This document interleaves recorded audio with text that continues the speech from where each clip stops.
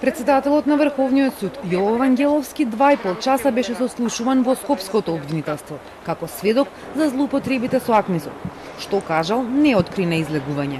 На прашања кои што ги интересира обвинителството, но моите одговори се само за обвинителството. Дали бевте прашувани за распределбата на судските предмети во судовите? На претходното прашање ви одговорив.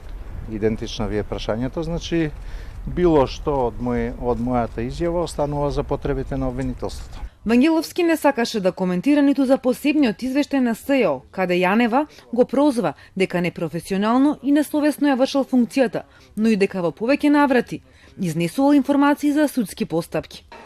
Вангеловски излезе на главниот влез, но новинарите кои беа најмалку половинен час пред распитот не го забележаа како влегува.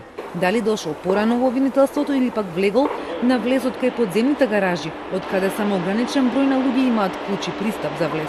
Вангеловски одговори: Од влезот во кој што се влегува во обвинителството. Извори од Скопското обвинителство уверуваа дека никој од таму не ја отворил вратата од влезот кај паркингот. Но ниту официјален, ниту неофицијален одговор не добивме од Републичкото обвинителство и од државниот обвинител Љупчо Јовески.